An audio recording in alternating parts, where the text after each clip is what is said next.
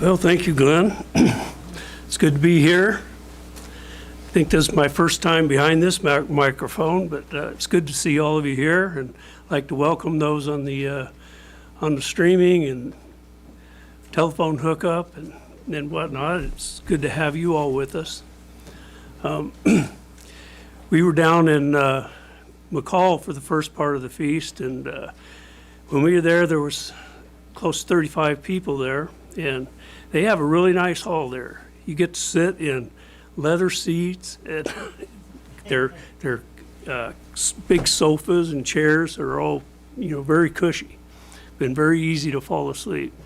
So hopefully we can keep them all awake here today.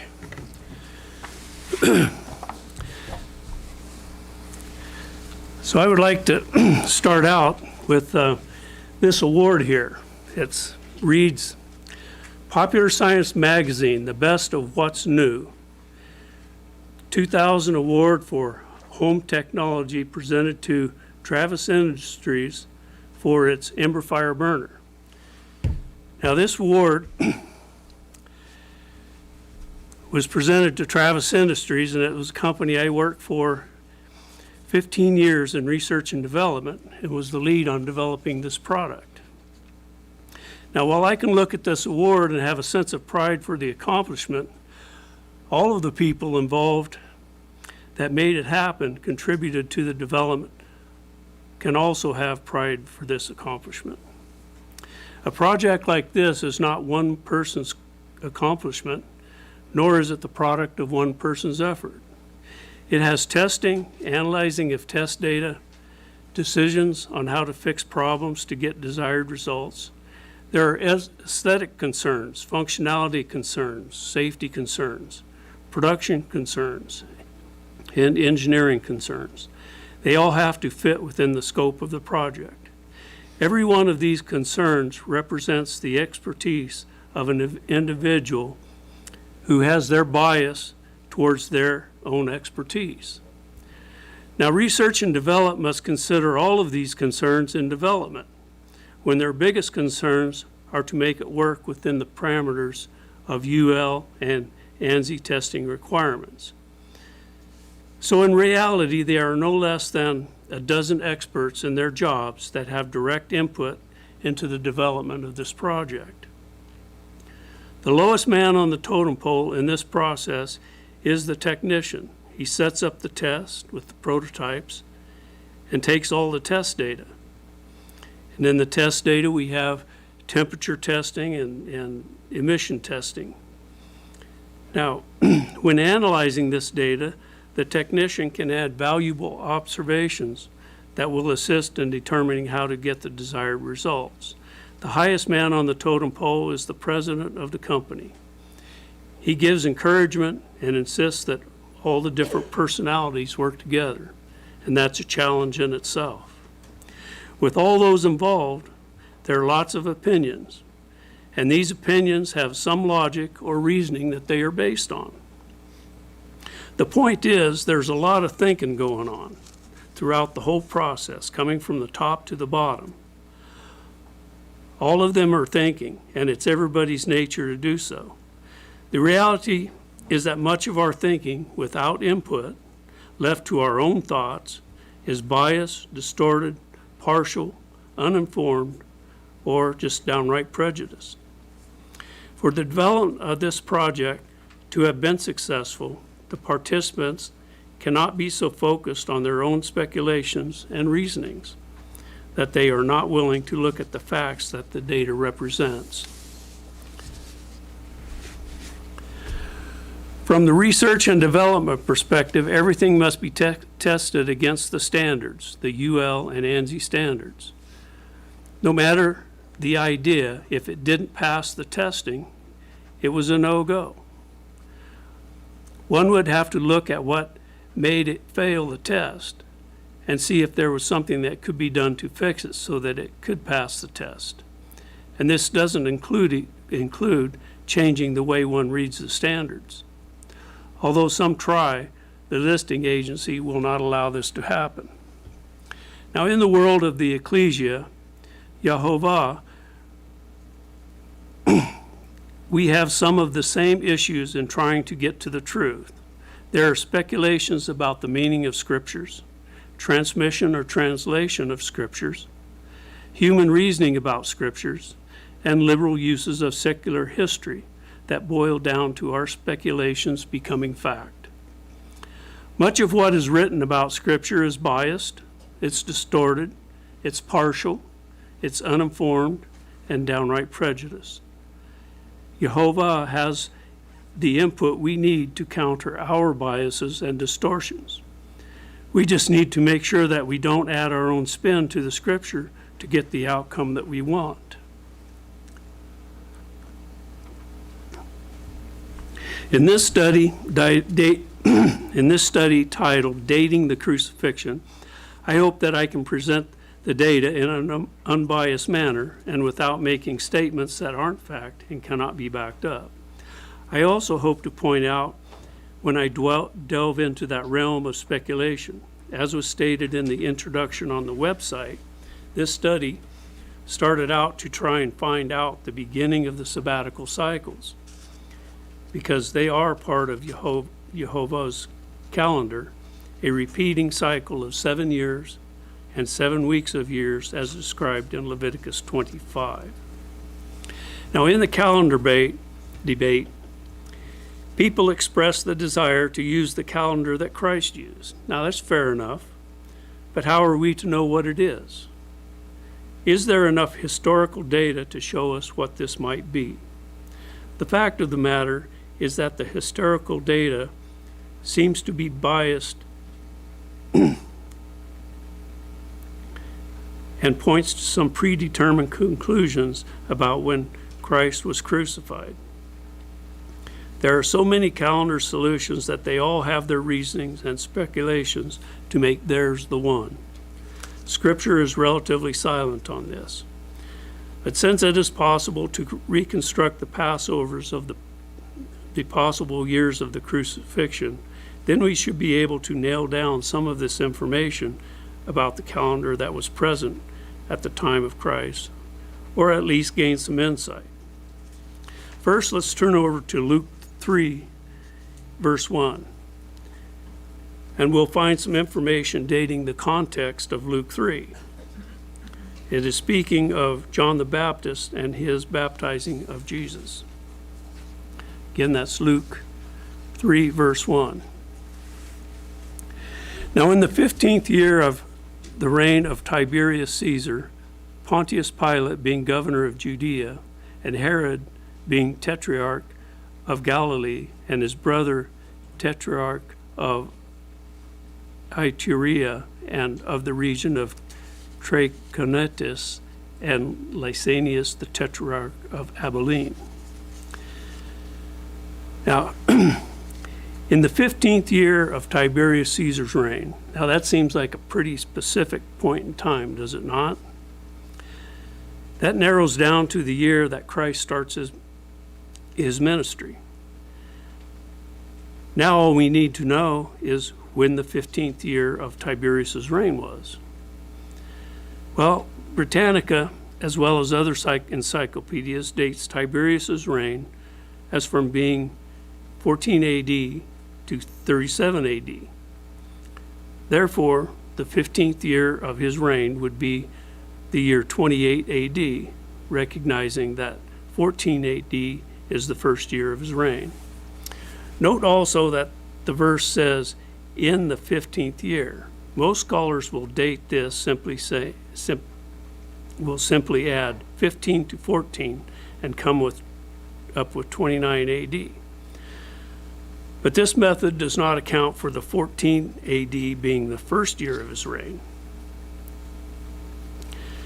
Now, the first theologian to use the idea that Tiberius was co-regent with Augustus was Tertullian, who lived from 155 AD to 220 AD. He was also the first to write about the Trinity. Now, being co-regent means that they were both reigning at the same time. And according to Tertullian, it was for 2 years, which would make the 15th year, as they say, 27 AD. But secular history doesn't support dating Tiberius's reign from the beginning of a co-regency, and again, they don't account for the first year of his reign. Tiberius was not recognized as Caesar until September 18th, 14 AD, a month after the death of Augustus Caesar on August 19th, 14 AD. The Annals, Book 1 by Tacitus, a Roman historian who lived 56 AD to 120 AD, reports on the years 14 and 15 AD specifically about the people around Augustus and his stepson Tiberius. Let's read a few portions of this document. I quote, "The first crime of the new reign was the murder of Postumus Agrippa." Now this is just after Augustus' death, and Postumus Agrippa was the grandson of Augustus and the stepson of Tiberius, of whom Augustus forced Tiberius to adopt when Agrippa's father died. Now back to the Annals, it says, "But he, Augustus, was never hard-hearted enough to destroy any of his kinfolk, nor was it credible that death was to be the sentence of his grandson in order that the stepson might feel secure. It was more probable that Tiberius and Livia, the mother of Tiberius, stepmother of Agrippa, the one from fear, the other from a stepmother's enmity, hurried on the destruction of the youth whom they suspected and hated." This shows that the new reign of Tiberius started after Augustus' death, and the first order of business was to get rid of the competition. Augustus had another stepson named Claudius Drusus who died in battle.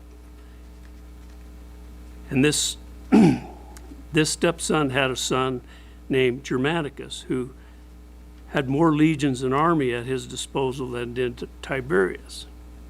And then back to reading from the Annals, it says, "For Tiberius would inaugurate everything with the consuls as though the ancient constitution remained, and he hesitated about being emperor. Even the proclamation by which he summoned the senators to their chamber, he issued merely with the title of tribune, which he had received under Augustus.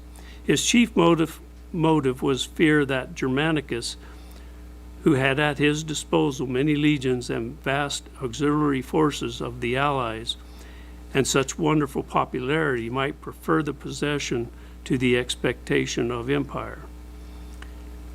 He looked also at public opinion, wishing to have the credit of having been called and elected by the state, rather than having been crept into power through the intrigues of a wife and a daughter's adoption." Now this all indicates that it was not a done deal that Tiberius was the new Caesar, and he needed to commit a crime and do some politicking to ensure his being recognized as the new Caesar.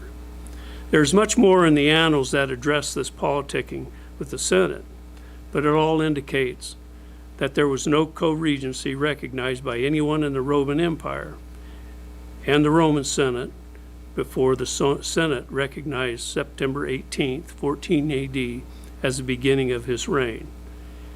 At the very best, one could push it back a month by the first crime of the new reign comment after Augustus's death. Now the theologians that use the 27 AD date are biased towards the 30 AD being the year of Christ's crucifixion because it supports a Good Friday crucifixion. History says that Tiberius started his first year in 14 AD, and the first year included part of 15 AD. So one can conclude that 29 AD was the 15th year. But in fact, the 15th year would have started in the last third of 28 AD and encompassed the first 2/3 of 28 or 29 AD.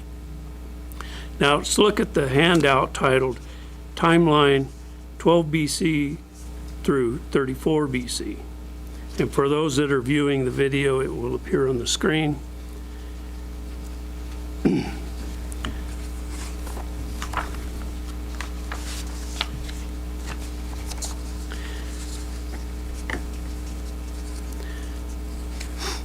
Now you will see the year starting at 12 BC and going through 34 BC on the blue line. It's highlighted blue.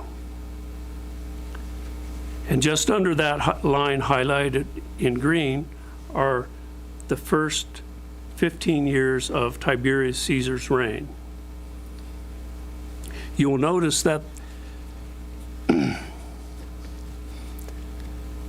that the years of Tiberius's reign are offset to reflect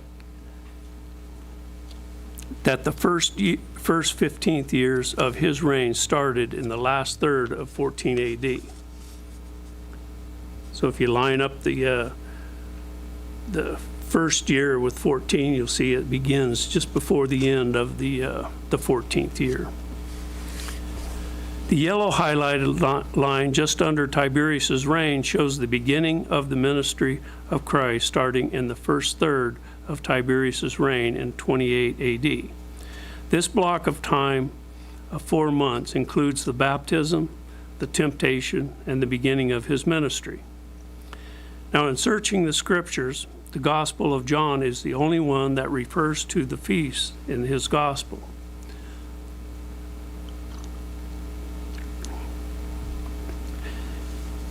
With a little correction there is that Matthew and Mark both list the last Passover, and Luke mentions a Passover when Christ was a teenager and the last Passover, but they don't put any of the other feasts in there. We can find references to 3 Passovers, the Feast of Dedication, the Feast of Tabernacles, the last great day, and an unidentified feast of the Jews. The first Passover mentioned in John is a short time after Christ's baptism and his calling of the disciples, recorded in John 2, verses 13 through 16, when he cleanses the temple. If you turn over there, again, that's John 2, verses 13 through 16. And the feast, and the Jews' Passover was at hand. And Jesus went up to Jerusalem and found in the temple those that sold oxen, sheep, doves, and the changers of money sitting. And when he had made a scourge of small cords, he drove them all out of the temple, and the sheep and the oxen, and poured out the changers' money, and overthrew the tables, and said unto them that sold doves, Take these things hence, do not make my Father's house a house of merchandise. Now this can be dated as in the second quarter of 29 AD.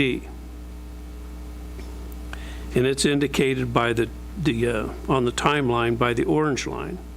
And if you look at that line, the very end, there's a little box around the end that would be representative of the Passover. And it lines up with the 15th year of Tiberius's reign in 29 AD.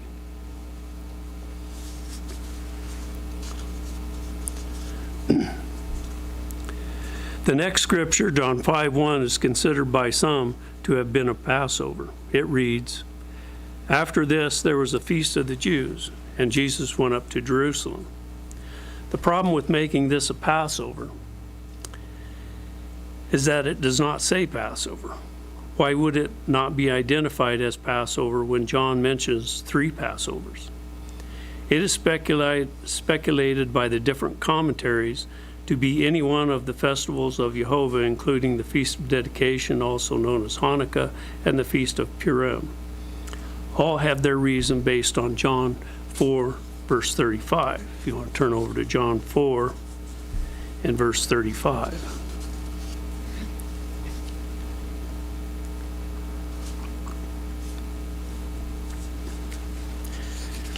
Here it reads, "Say not ye, there are yet 4 months, and then comes the harvest. Behold, I say unto you, lift up your eyes, look on the fields, for they are white, ready to harvest." Now John 35, 4:35 is just after the incident with the woman at the well, which is in Samaria. And in John 5:1, he is in Jerusalem at this unknown feast of the Jews. Now between the 4 months mentioned in John 4:35 and the Passover of 30 AD is the Feast of Dedication, or Hanukkah, which starts the 25th of the 9th month, which would begin on December 21st, 29 AD, 4 months to the Passover. The Feast of Purim is the 14th of the 12th month, making Purim the 8th of March, 1 month to Passover, which is April 8th, 30 AD. Now I would rule out all of Jehovah's feasts or festivals because John calls the festivals that he references out by name, and I would rule out the Feast of Dedication because he also calls it out by name. This leaves the Feast of the Jews to be Purim, 1 month before Passover. So from John 4:35, when Christ makes the comment of 4 months from the harvest, he is in Samaria around the time of Hanukkah. Then goes to Jerusalem for Purim. There he heals the man with the infirmity by the pool of Bethsaida on the Sabbath, and this upsets the Pharisees. And then he said a few more things that upset them in the rest of chapter 5. He headed back to Galilee for the Passover mentioned in John 6, verses 4 through 5. So if you turn over to John 6, we'll read verses 4 and 5. And this is where Christ fed the 5,000. And the Passover, a feast of the Jews, was nigh. When Jesus then lifted up his eyes and saw a great company come unto him, he said unto Philip, Whence shall we buy bread that these may eat? Now this Passover could be dated as in the second quarter of 30 AD, indicated by the pink timeline. This Passover is contested by some who have a different accounting for the length of time that Christ's ministry lasted before his crucifixion. Those people claim that the verse John 6:4 doesn't exist in some late manuscript, so it shouldn't be there. The other argument used to support this claim is that the Passover is a commanded festival to appear before Jehovah. Therefore, Christ would have appeared before Jehovah in Jerusalem for the Passover. And in John 6, he is in Galilee. However, the context of John 5 shows that the Jews had sought to kill Jesus in John 5, verse 18.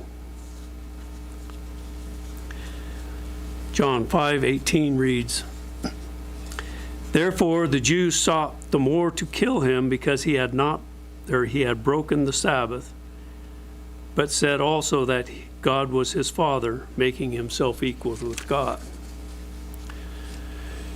Therefore it is possible that Jehovah instructed him not to stay in Jerusalem for the Passover because it wasn't his time. Also, the context of John 6 is very much a Passover theme. And as Christ says in John 6, verse 41, in John 6:41 reads, The Jews then murmured at him because he said, I am the bread which came down from heaven. And then moving on, John 7, we find that Christ is still in Galilee when the Feast of Tabernacles starts, because the Jews are looking for him. And by John 7:14, we find he went up to the temple to teach in the middle of the feast. And then in John 7:37, we find him at the last great day, that great day of the feast. The next festival, the Passover, is mentioned in John 11:55. In John 11, verse 55, we read, "And the Jews' Passover was nigh at hand, and many went out of the country up to Jerusalem before the Passover to purify themselves." Now the context of this carries right into the crucifixion of the Passover and can be dated as the second quarter of 31 AD, indicated by the red line. This shows that the crucifixion year was 31 AD, just by the information used in Scripture. Scripture gave us the 15th year of Tiberius' reign to make sure that we didn't read anything into it. We used the beginning of his reign as September 14 AD, as shown in secular history. We didn't move anything around to support our position, such as adding a co-regency. We made the first year of Tiberius' reign start in September of 14 AD because that's exactly when it started. We also offset biblical years shown by the gold highlighted line above the blue line, so that they begin in late March to April of the Roman years, which started in January. We didn't presuppose that there were 3.5 years from the beginning of Christ's ministry to his crucifixion because of the speculations of Daniel 9, verse 27. And we used the 3 Passovers mentioned in John. If you notice the gold highlighted line of the biblical years, they are in groups of 7 to show the sabbatical cycle. The research on this originally was trying to figure out when the sabbatical cycle is. Now, when we look at Daniel 9:27, if you'll turn over there,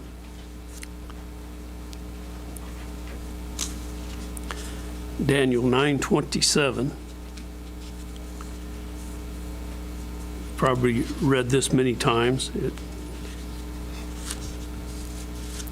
It reads, "And he shall confirm the covenant with many for 1 week, and in the midst of the week he shall cause a sacrifice and oblation to cease. And for the overspreading abominations he shall make it desolate, even until the consummation, and that determined shall be poured out upon the desolate."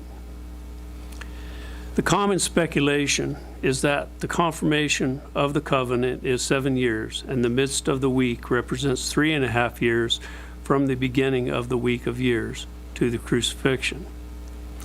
However, this is not possible because the crucifixion happens on Passover, which is the beginning of the year. 3.5 years from the beginning of the first year of the week of years would place the crucifixion at trumpets or at atonement. So to get your 3.5 years, you would have to go back before into the previous year, the 7th year of the last sabbatical cycle. Now, my speculation is that the midst of the week is the 4th year of the week of years, because a literal 3.5 years would be referred to as times, and half a time, 42 months, or possibly 1,260 days. If you were to be asked when the middle of a 7-day week is, would you say Wednesday or would you say 3.5 days?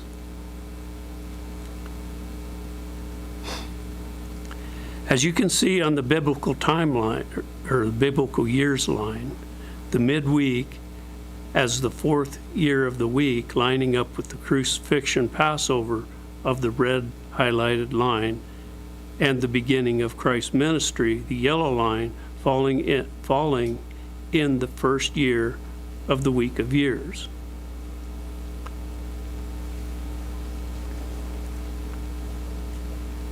This does fall into the realm of speculation, but if correct, it would be giving us the beginning of a sabbatical cycle, which would make next year, 2022, a sabbatical year.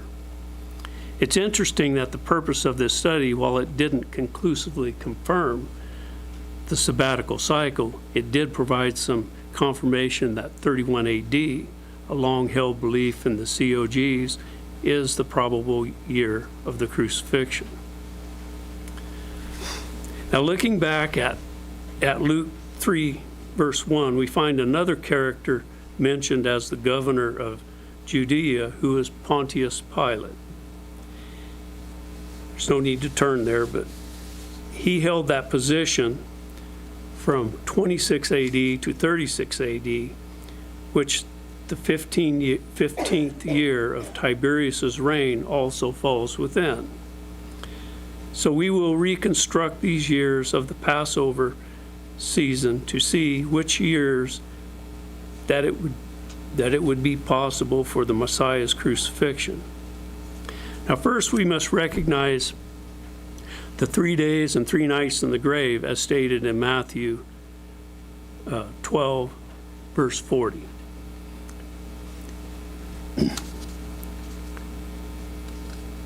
In Matthew 12, verse 40, it says, "For as Jonas was 3 days and 3 nights in the whale's belly, so shall the Son of Man be 3 days and 3 nights in the heart of the earth."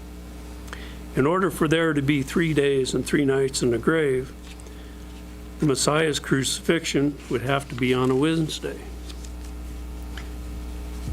I can remember back when I was a youth, my dad was a Baptist minister, and I asked him about Good Friday because kids in school were doing the Good Friday, and he says, "Well, I don't think that works out with Scripture." So we went and looked at the when the resurrection was, and he said, "Well, it's Sunday morning, so we got to back up." And when we backed up, we came up to Thursday, but we didn't account for him being in the grave all, Thursday. It was just a partial day. So the only way that you can come up with a 24-hour day is to say Wednesday. So that was one of my first examples of critical thinking that my dad had given to me. So what we can know through a chart available on astropixels.com, you can go there and find a list of the years from 1 AD to 100 AD that shows all of the moon phases, the date and the time that they happen. And in that, it includes the conjunction as the astronomical new moon. And after you get that date, then you can go to a weekday calculator and get the day of the week that the conjunction occurs for the dates listed. And if you'll look at your possible crucifixion years handout,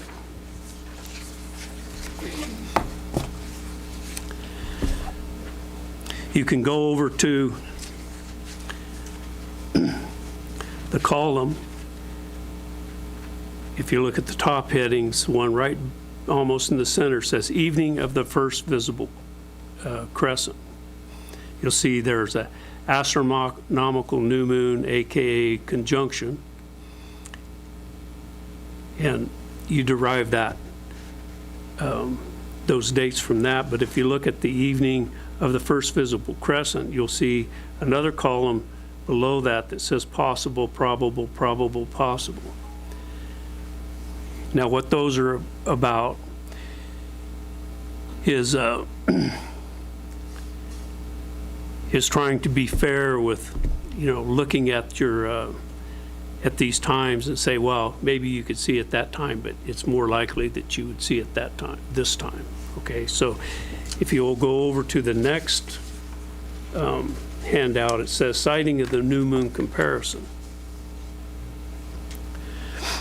Now what this one's about is If the conjunction occurs early in the Gregorian day, say early afternoon and before, then it's assumed that the Gregorian day following the conjunction is the day the crescent is likely to be seen after sunset, and therefore is a probable sighting.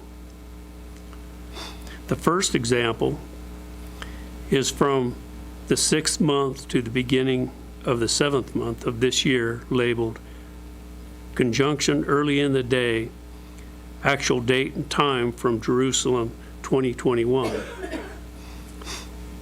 And as you can see, if you look over onto the left-hand side, the green line, that's the date of the time of the conjunction. And it says it's on October 6th, 2021, Gregorian Day of Conjunction down at the bottom. Now all the other divisions are 1 hour increments so that we can look at the top line as being the biblical calendar, the bottom line being the Gregorian calendar. The biblical calendar we have as the day ending at dark and beginning at dark. So then you'll see the sunset on Thursday, the first day after the conjunction, as being when the sighting of the new moon happened, just after sunset. So that makes the time of the conjunction was 2:05 in the afternoon. And then we saw, or Jerusalem saw, the new moon the following evening. It's 28 hours after the conjunction. That's probably the soonest that you would see it. And then the next line in there is conjunction late in the day, actual time and date from Spokane 2021. And this was the switch from the 13th month to a Bib 1. So as you can see there, the conjunction was at 7:30 in the afternoon. So we didn't see it on the first day after the conjunction, which was the 29th day of the 13th month. But we did see it on the second day after the conjunction, which was the 30th day of the 13th month, making the third day after the conjunction, Wednesday, April 14th, the first day of Bib 1.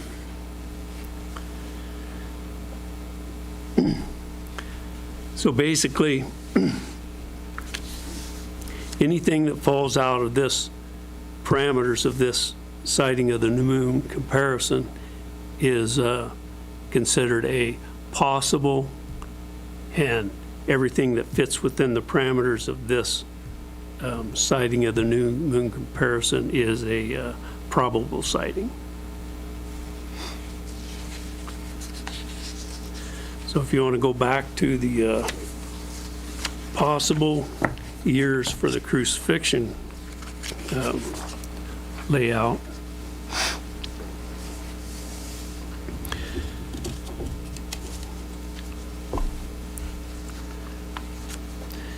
Now if you go and you look at the columns, some of those columns are just to reach the conclusion that we have, but the main column that we want to look at is the date of Abib 14, when the Passover lambs were slain, which would have been when Christ would have been slain. Now if you go down that list, you'll see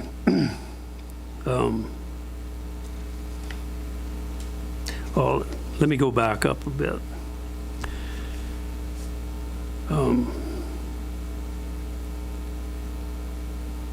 I do want to point out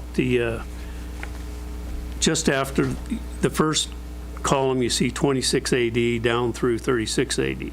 The next column over is the vernal equinox. Shows the date and the day that it happened. And then the next one is position relative to the equinox, closest and after. In explanation of those, the closest would be the closest new moon to the equinox, or to the equinox.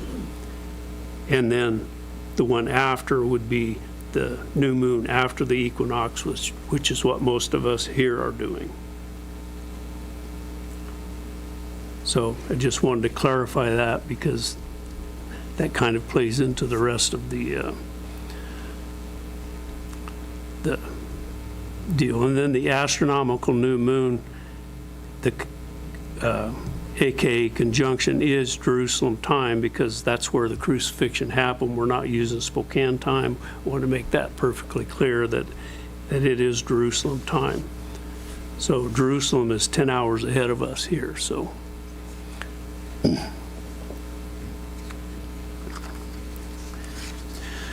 then going back, the extreme right-hand column of Bib 14, the day of Messiah's crucifixion, in that column there are 2 probable Wednesday crucifixions and 3 possible Wednesday crucifixion. The 2 probable Wednesday crucifixion dates are April 25th, 31 AD, and March 24th, 34 AD. I remember the date 31 AD from the timeline handout that lined up with the last Passover mentioned in John, that started with Christ's ministry at the beginning of the 15th year of Tiberius' reign, mentioned in Luke 3:1. Now let's consider the date for the beginning of that year, April 12th, 31 AD, which is definitely after the vernal equinox.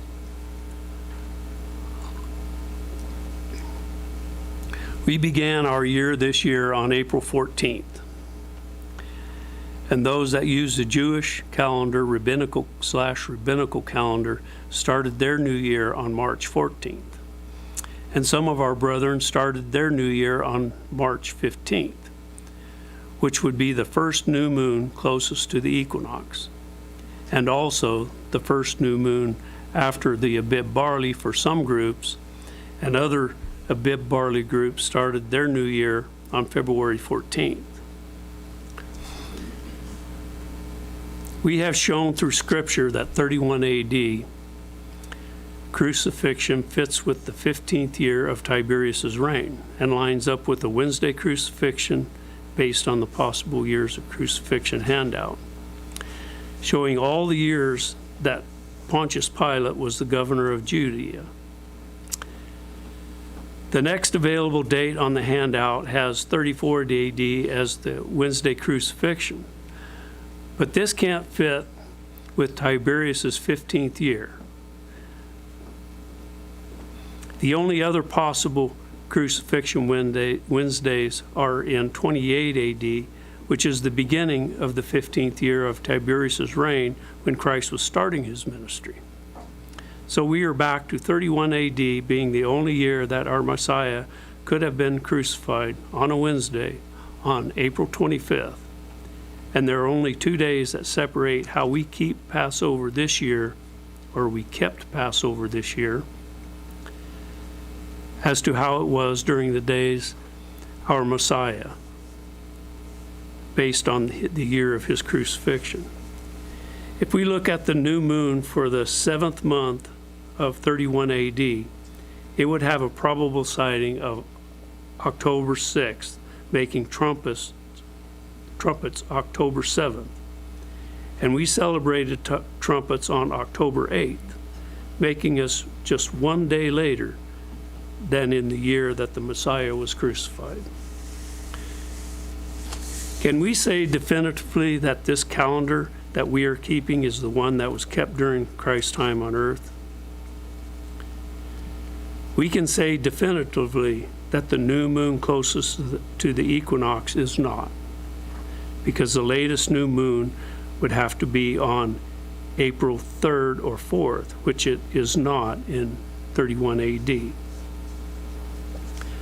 For the Jewish calendar, October 5th is the Molad Tishri, which is the starting point for the Jewish calendar. It's a Friday, so trumpets would be postponed one day to October 6th. Counting backwards to a Bib 1 by 177 days, which is the way they do it, gets you to April 11th. And the latest the Jewish calendar starts in the year is April 9th. So it is two days past their start date. But nevertheless, April 24th would be a Bib 14th on a Tuesday. Using the earlier Molad Tishri, going through the same calculations gets you to March 13th for a Bib 1, making a Bib 14th March 26th, which is a Monday. So either way, the Jewish calendar is a no-go.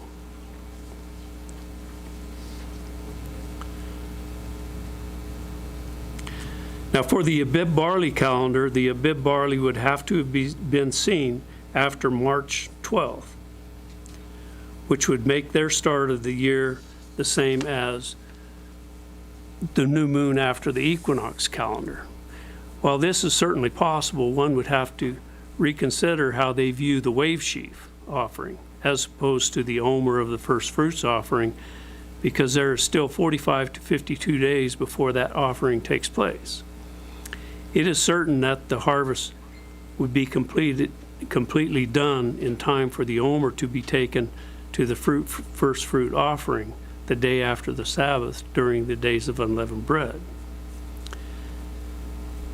This year, how many times have you been told that you were keeping the feast too late this year? You know, for me, it's been a bunch. And for a research and development guy, this is convincing data that shows that we are not doing it too late. This year has many firsts for us. Keeping the first new moon after the equinox calendar, keeping the Passover meal on the 15th, first time having trumpets on a Friday next to the Sabbath because of no postponements, and the first time having atonement on a Sunday next to the Sabbath because of no postponements. So I trust that this has been an inspiring feast for y'all. It has been for me, and I also hope that I've made this clear and that you don't have a lot of questions. So I know that I went through it pretty fast, but thanks for listening.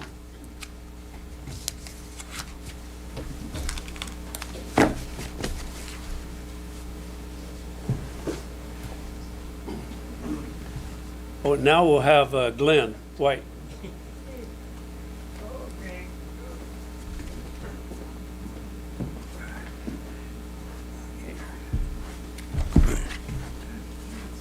Oh my, for better or for worse. I'm trying to get that wrinkle out of there. Come on, wrinkle, go away, wrinkle. Should I just, I'll turn this over, but I don't mean anything. No, I am so happy that we have men like Les can plow through that material and bring it into coherence. So, and I know I picked up a little bit more this time than I did last time, and I'm going to pick up a little bit more next time. But so it does take time. So this will probably be a little bit of an abbreviated second split, but I just wanted to pass on a couple of things I think are rather exciting. This is the last day of Feast of Tabernacles, in other words, the 1,000-year reign that is coming. And it says in Isaiah 30 and verse 20, God is talking to Israel, and this time period, I would assume would start in the what I call a pre-millennial or pre-1,000 years and carry it right on through. Because he's talking about teachers, and that's basically the subject I want to touch on, because we're all teachers. You're in training, and before I get too far through with this, I'd like to convince you that you're already teaching. In other words, you're not going to suddenly start in the 1,000 years. You're going to be doing what you're doing, maybe on an abbreviated scale, and it'll be magnified through the resurrection and through, through the enhancement of our spiritual prowess at that particular time. But the fundamentals are sown right now. Right now. Okay. So, anyway, have a little fun with this and read this, because God is talking to the Israelites. Let me get over here near verse 20. I don't want to read all of it. The song of the night, Gladys. Okay, come on down here. Okay. Well, wait a minute. I think that's too big of a hurry. It's chapter 30 and verse 20, not chapter 30 and verse 30. Okay, get this straight. And I'm trying to break in a new Bible, and the print is a bit small. Okay. It says, though the Lord gives you the bread of adversity and the water of affliction, yet your teachers will not be moved into a corner anymore. And talking to the population there, the Israelites, whether newly resurrected or whatever, he says, your eyes shall see your teachers, your ears shall hear a word behind you saying, this is the way, walk in it. This is one of my dad's favorite scriptures. He always liked that, where the kid is out behind the barn and he's going to experiment with a cigarette or something, and he gets a tap on the shoulders. That's the analogy Daddy would come up with all the time. In other words, about the time somebody is going to get too far out of line, there'll be a voice behind them. He says, this is the way, and they explain it, walk in it. And whenever you turn to the right hand, or whenever you turn to the left, you will also defile the covering of your image. And he goes on with something else. My point here was, I hope you will see your teachers. All right. Now, in the Hebrew, that word is Yah-Ra. Y-A-W-R-A-W. 2 words. And to me, it almost sounds like a cheerleader. Ra-Ra, Yah-Ra. And it goes on with the definition. It means to flow. Or like an irrigator, channels the flow of water and so on. It directs the flow to a point or a conclusion. As an arrow leaves the bow of an archer, is guided to a conclusion. That's what a teacher is. He doesn't shut up and listen and sit. No. There's an interaction. There's an interaction and a working together. Sometimes we're the disciple, and we'll always be that to a great degree, a learner. But then we can also begin to share that. And so teaching is sharing. It's giving. It isn't the didactic classroom, I think, more and more will be used. I don't think it'll ever not be used. But more and more the interaction between the teacher and the pupil. And I think the ministry of Jesus Christ, when he walked the roads there, and all the way from Galilee down in around Jerusalem, and the disciples were with him, and he used so much that was at hand to describe certain aspects he was trying to get across. And I'll show you that one of those a little bit later. So I ask you in this matter of becoming a teacher, because normally speaking, in the past, you're going to be a teacher. And all of a sudden, oh, no. I'm just a little old whatever. I'll never be able to teach people. But you're doing it all the time anyway. The first time you can get a point across to a young teenager and show them something, you're teaching. And your conduct in your life, what you do with it, from all the way from how we dress to keeping appointments and so many things, points of character, we're teaching. So, and, it's always been God's desire. You know that back in Exodus 19, in about, I think it's verse 6, he talks about a nation of teachers, a nation of, well, I guess I should read it. I'll read that in just a moment and work my way down there. A couple of examples I could share with you. What I have found in my limited time on this earth, that the most effective mechanics, the most effective medical people are those who take the time to interact with the client.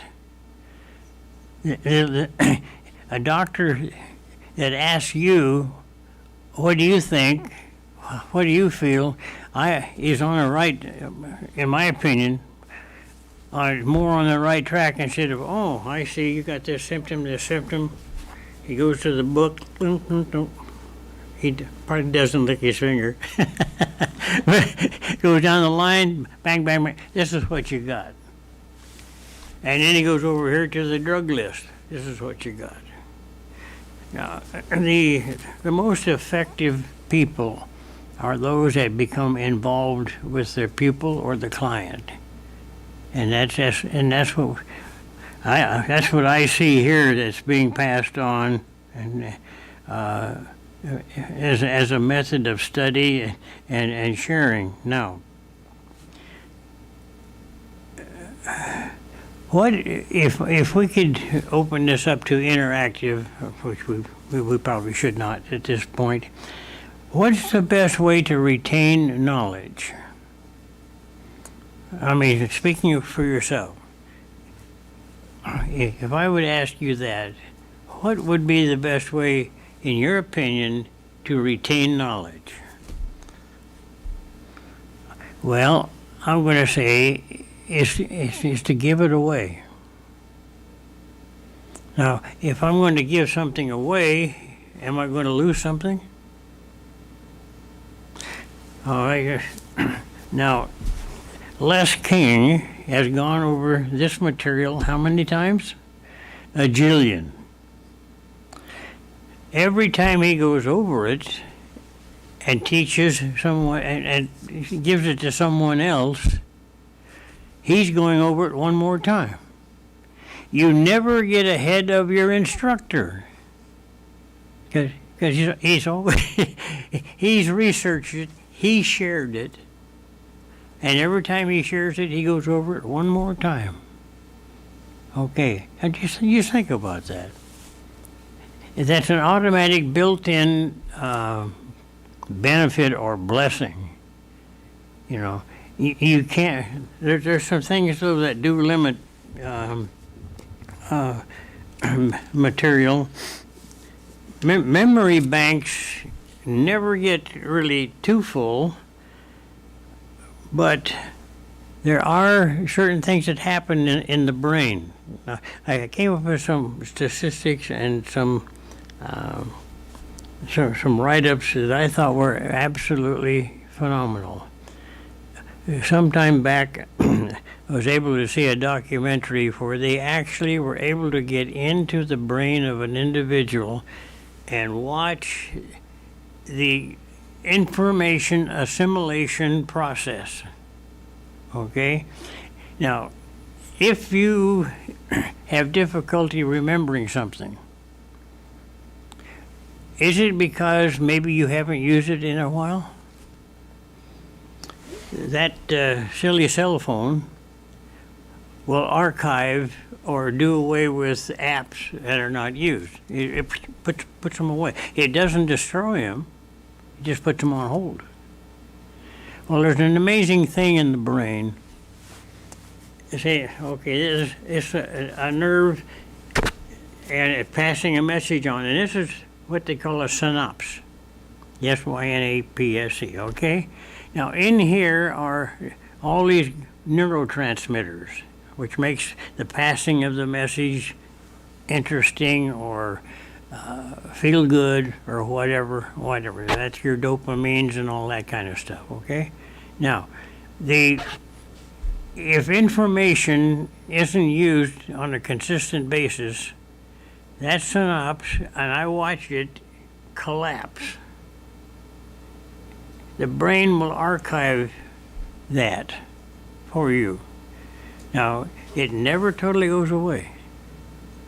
You always got it. In other words, you're not going to lose it, but it will minimize it, okay? And it can be reactivated. Well, that makes room. There's only so much room up here, and what that does then is opens the way for more information.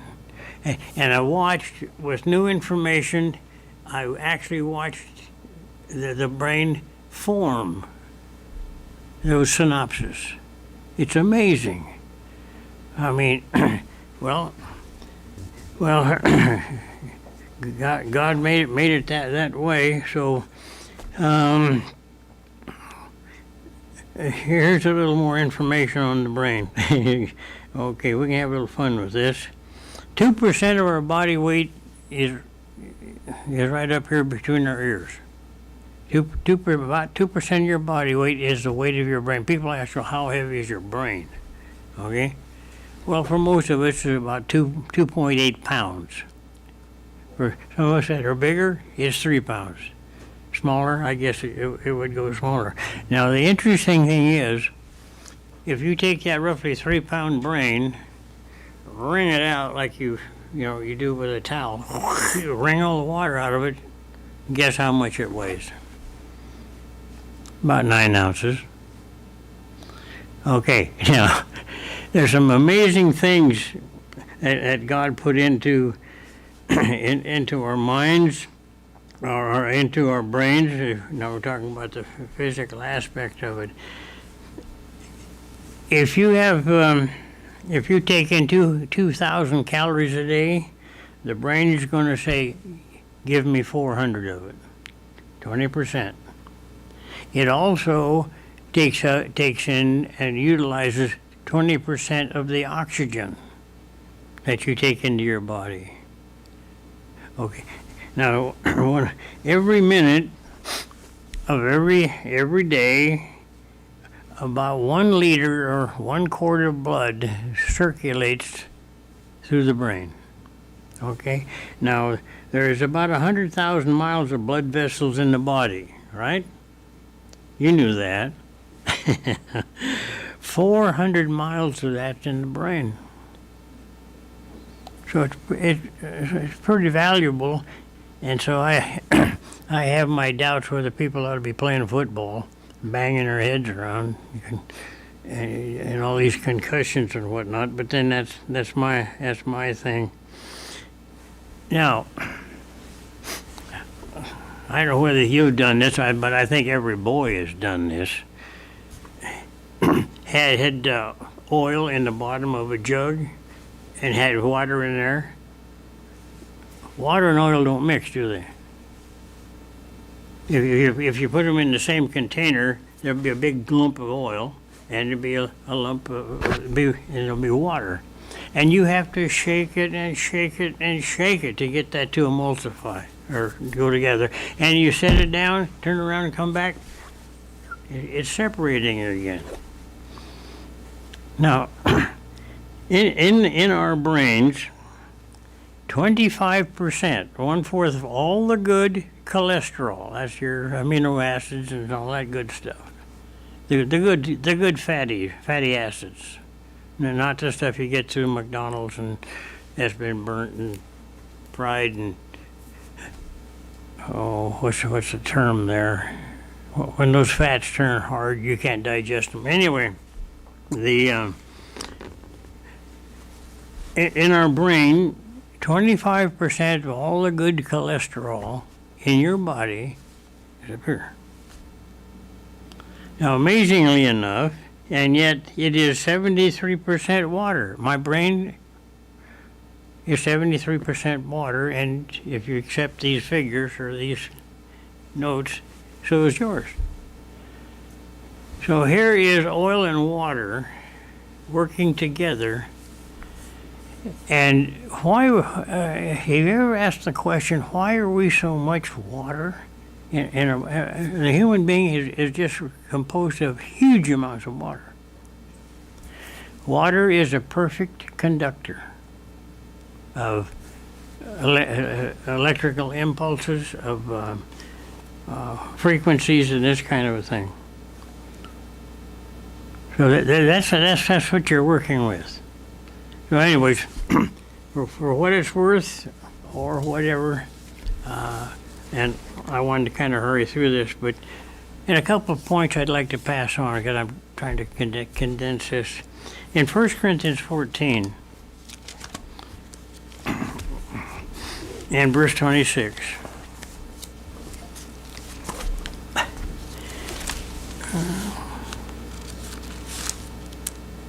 okay, 1 Corinthians 14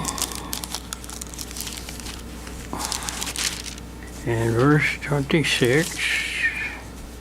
Okay. Effective teachers are open to criticism or vetting. In other words, a material that they present, they're willing to take questions. When Jesus was in the synagogue, and he stood up and he read from the book of Isaiah. Did he not? That's in Luke 4. Then he sat down to take questions. In other words, the field is open. People could ask and so on. Well, in this particular case, the Pharisees didn't want no part of that. But Jesus was a teacher, and he taught all the time. So that is one prime example of this matter of willingness to take questions. But in verse 26 of chapter 14, okay. Now we're talking about a church meeting or a meeting of the called out ones. How is it then, brethren, Paul is speaking here, whenever you come together, each one has a psalm, has a teaching, has a tongue, has a revelation, has an interpretation. He said, no, we let all things be done for edification. In other words, illumination of, and people should come away with better than when they got there. They need to be illuminated. Okay? If anyone speaks in a different language, let it be two or at least three, each in turn, and let one interpret. Okay? But if there's no interpreter, let him keep silence. Okay? All right. It's not a time for babble. It's a time of clarification. It's a time of sharing. Now, let him keep silent in the assembly, and let him speak to himself or to God. All right. Now, here's a point I wanted to get to. Let 2 or 3 prophets, or those under inspiration, teachers, and we assume that they're elders, but there may not be. Okay? Let 2 or 3 prophets speak, and let the others judge. Okay? And we do that. We listen, and we evaluate material. Whether you want to or not, you're going to evaluate the material that is coming to you, right? But if anything is revealed to another who sits by, let the first keep silent. For you can all prophesy or speak under inspiration one by one, that all may learn and all be encouraged. So oftentimes I don't have a question, but somebody else does, and I should have thought of that, or I wish I had thought of that. And so the community or the communal learning people are blessed. And he says, and the spirits of the prophets are subject to the prophets. God is not an author of confusion. But so it's a matter of vetting, of correction. It used to be that sometimes correction came or vetting came in a way that it was pretty hard to swallow. But I haven't noticed that for any number of years now. In my early training, going way back to AC and so on, it was pretty brutal. Oh yeah, I've seen people criticize other people how they ate even in front of others. No, that's not the point. Vetting is very often ask the question in a way. Or if you want to know something, make it into a question. Or do you think? Do you feel? Okay. And everybody benefits. All right. So if you're going to become a teacher, and a good one, you're going to need to love correction and vetting. Okay. The second is in this brief outline is a love of the truth. Now, we all have people or animals or something that we love it. We have affection for it, right? Same thing with the truth of God. I can be wound out or upset. Just start reading the scriptures and feel the peace. I don't know whether you've experienced that or not. I hope you have. But the truth of God and knowing that God is that the Father is continually revealing it, there is an emotional content in this. Personally, it may not be that visible, but I have settled down a lot. And I've been able to say, oh, well, yeah, this is tough. And we see a lot of tough times. But sit still for a minute. Let God do his thing. And all the answers are in here. All the principles that we need. Isaiah 61 and verse 8, it says that God will direct our work in truth. In the truth. Okay? And I'll just maybe go down through a couple of these scriptures. He said the warning in 2 Thessalonians in the 2nd chapter, those who lost it, they lost the love of the truth first. And after that, when people lose a love of truth, really, in other words, I want this truth to mold me first. Then I'll help share that with everybody else. But if someone loses the love of the truth, I'm not going to. If someone loses the love of the truth, guess what? Their opinion now becomes primary, not the opinion of the author of these scriptures. And their opinion now begins to sway or begins to push them in different directions. And you'll see in that particular chapter about the man of sin. Let's see, 1 John 3:18. 1 John 3:18. We are told to love in deed and in truth. Okay. I'm trying not to lick my fingers, but that's... I can't do it. I'm sorry, I can't. The only way I can turn these pages.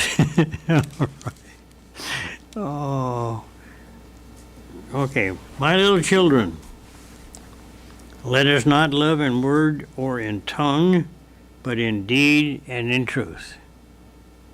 So as the truth is understood and shared, and we're guided by it,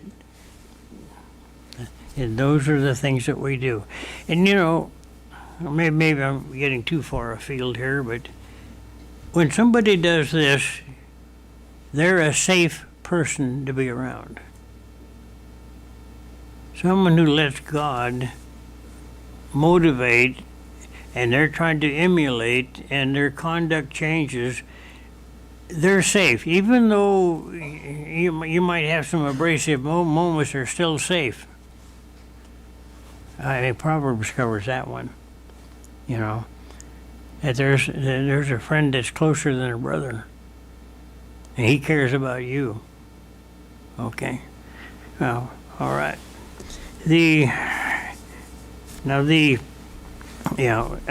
I mentioned Exodus 19:6. Well, 1 Peter 2:9, right?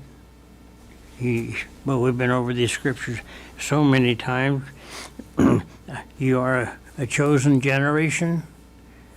Emphasis on chosen, royal, and priesthood. And I don't know how difficult that is for a lady to accept that you're going to be a priest.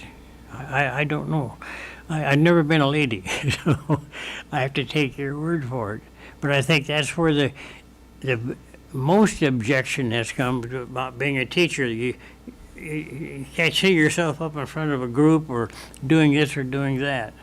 Well, all that will come if you're teaching in whatever environment you're in. If you have children to teach, you got a built-in environment. If you're a grandmother, for pity's sakes, pass on what you know. You know, they're starting classes. They're seeing the total degeneration of this present generation.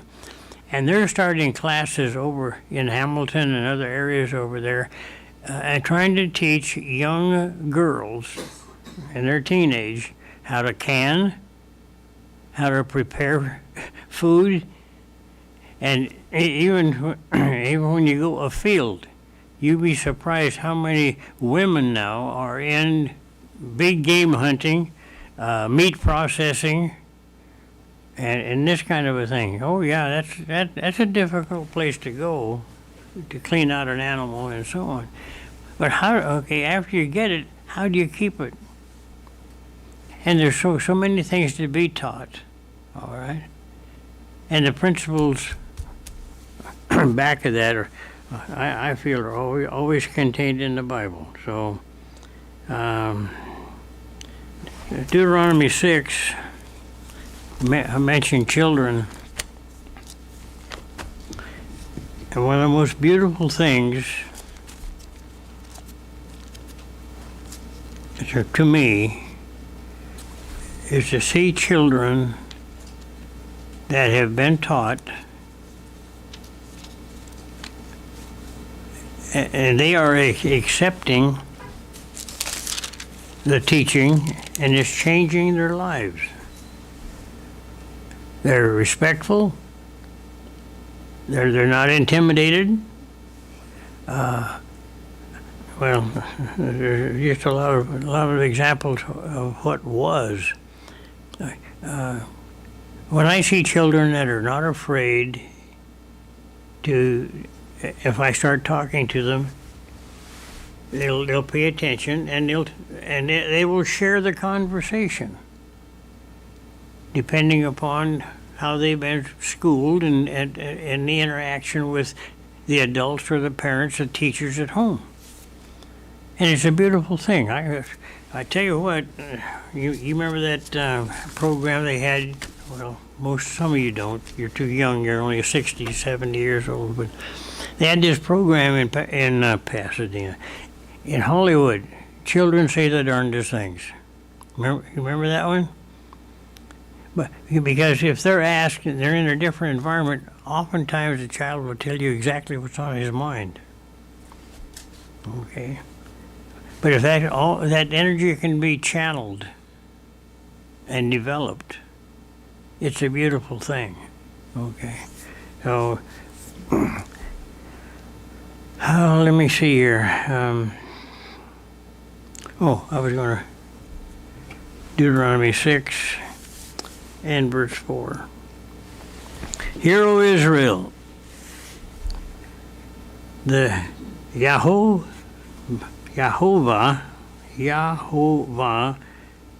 our Elohim, I'm pretty sure it's Elohim there, the Yahovah is one. You shall love the Yahovah your God with all of your heart, with all of your soul, and with all of your strength. It means your totality of your mental ability, your emotional content, and there is not one depiction of God out there in the religions, whether in the Asian religions or Catholicism, to where, well, it goes back to the Greeks. God was hard. God was distant. God was somebody you better smarten up and pay attention and give him something or he's going to get you. That was the Greek approach. And it has proliferated in a lot of ways. And I don't think that we're untouched. We have to go through an experience with our teacher, interact with the great teacher, to even begin to learn or even begin to feel that this incredible spirit being wants us to step up and hold his hand. Now that's pretty humanistic, I know. But if he's a father, he's not going to do that at a distance. Well, he said, I'm going to come and live in you. And that's kind of scary, isn't it? He knows every thought, every feeling, and he's willing to do that. So as we're taught, then we pass that on.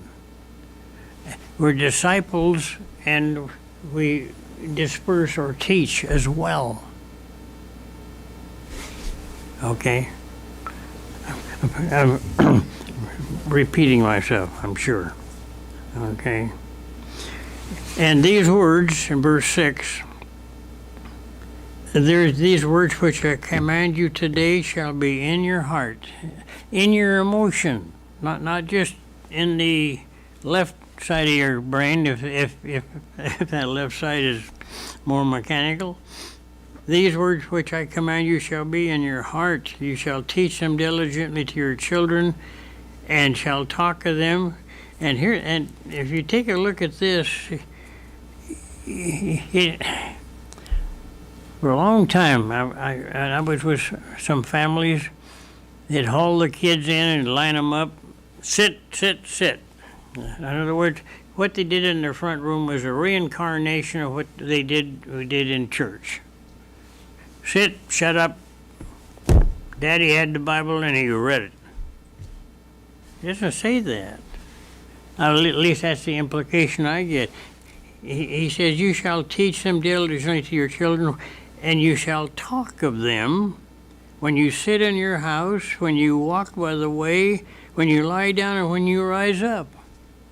It's part of the conversation all the time, and oftentimes your best learning or opportunities to teach is out there, and pick up Jesus, he used grain, he used different animals, whatever was handy. And it became a teaching tool. And I'll show you just here in a moment about what I feel is the true interactive way, or the interactive way that was used a great deal. Not all the time, but a great deal of the time. Well, you can read the rest of that when you have an opportunity. I think some of the most pleasant times I've had has been outside, outdoors, and sharing when there's opportunity. I'm not advocating we go outside right now. Not at all. Wet, cold. But whenever the opportunity comes up, you use what's there, take advantage of it, and share that. Now, I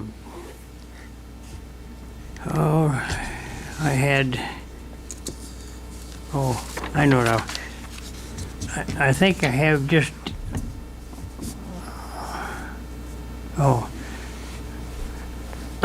just two more things here. In John 17 and verse 8, Jesus said that he taught the words that he'd been given. So as the Father taught him, shared with him, then that's what he's sharing with us. Okay? Now, all these things, I know you know that. He was the messenger. He set the example for us. And it is an absolute that we are called to teach. Okay? I want to really get that across. Now, pretty well wind it up here, but in Matthew 16, okay, let's go there. Here's an example where Jesus taught the disciples in a particular way. Now,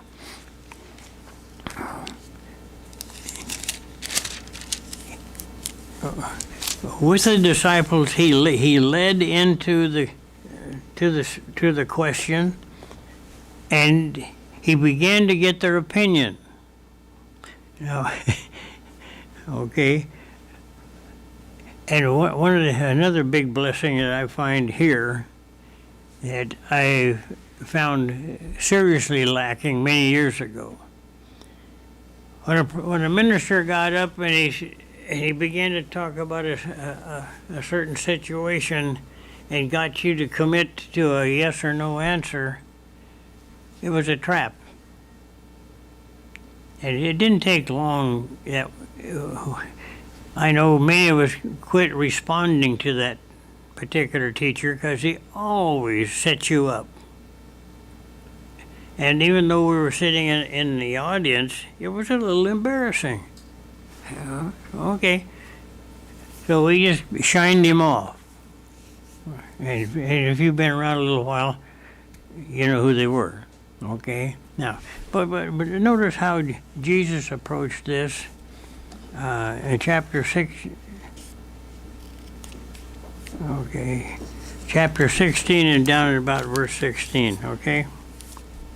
Well, I want to go back up here. Okay. As they were gathered there, and verse 13, when Jesus came into the region of Caesarea Philippi, he asked his disciples, saying, "What do men say that I, the Son of Man, am?" Okay, what's the... Okay, there's no pressure on them. In other words, what's in the marketplace? What are they saying about me? Well, and notice they began to give certain answers, but he got them to talking. I got them to sharing. So they said, well, some say you're John the Baptist, some say you're Elijah, and some others say, well, you're Jeremiah or one of the prophets. Now, as they were talking, and who knows how long this took, maybe 5 minutes, they might have had a good long session. But then, when they were, if you please, they were sharing, then he said, and gave them the central question, but who do you say I am? He brought it into a personal, who do you say I am? Well, since they'd been talking, it was a little easier for them to share that. Well, the Apostle Peter said, okay. Simon Peter answered and then said, you are the Christ, the Son of the living God. And Jesus answered and said to him, blessed are you, Simon Bar-Jonah, for flesh and blood has not revealed this to you, but my Father who is in heaven. So from that exchange, and even though Peter gave the ultimate answer, they all gained from it. Blessed are you, Simon Bar-Jonah, because the Father has revealed this, and every disciple there got the message. God reveals, and that is a critical part of learning. God reveals. Ultimately brings something together, especially on the spiritual point. And there's times I look at something, well, I think I read that one scripture, our own emotions oftentimes get in the way, or our viewpoint gets in the way. And then and some when it breaks it, oh, how come I didn't see that? I know you've all done that. Well, it is a matter of revelation. Okay. So we got their opinions, shared their opinions, didn't put them down for their opinions, and they got to talking and willing to share, and then Jesus put the punchline in, or it was a teaching moment. And he took advantage of that moment, and he got that across. Well, we were taught by analogy, by demonstration. I think I told you last time I spoke that anymore I take almost every opportunity where I can. When people are fumbling around and mulling about God and faith and this kind of a thing, and I go back to the creation because it is so basic. And I tell grown men that now. And those who don't like to go along with it, at least they're stymied, they're stopped. Others, I notice, well, that kind of makes sense. Because many of them are also miners and drillers, and they're into the ecology. So when you can show them the cleavage properties of stones, or the life cycle of a tree, this kind of a thing, something so utterly basic, they can't argue with it. And maybe they've learned it. Now, I don't go out of my way to do that, but it arises a whole lot more. And today, people are stirred up. And they feel the pressure of the times, and they're talking more about God. And who knows what opportunities there. Okay, one last scripture, John 13.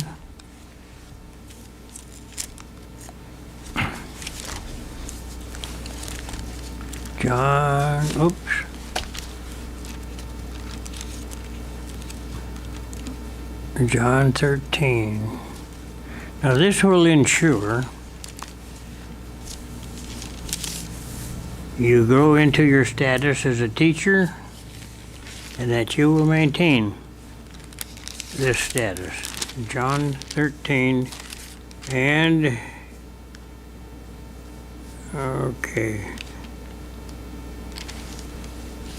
Well, let's go back to verse 15. Oh, verse 14 here. And this is a part of Christ was teaching that last meal and the last time he had with the disciples. And he says, if I then, verse 14, your Lord and your teacher have washed your feet, you also ought to wash one another's feet. In other words, you need to be humble. For I have given you an example that you should do as I have done to you. Most assuredly, I say to you, a servant is not greater than his master, nor is he who is sent greater than he who sent him. Now, notice verse 17.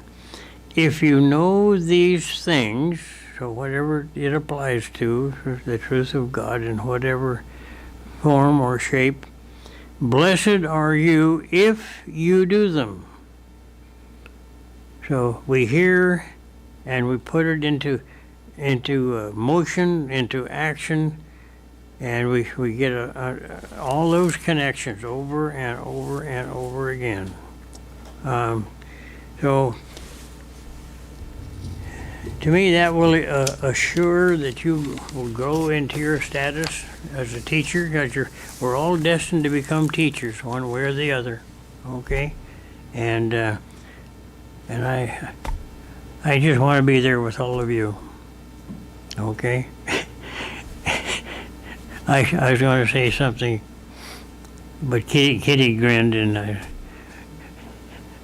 wonder how it'll all be in the millennium with this group, with our temperaments and personalities, modified, I know, but we'll still be who we are, right? And we'll remember these times because the memory banks are there. But thank you for who you are, wherever you are out there. And we don't know who's all on the other end of these these airwaves, but wherever you are, hopefully you've been helped today. Okay? All right.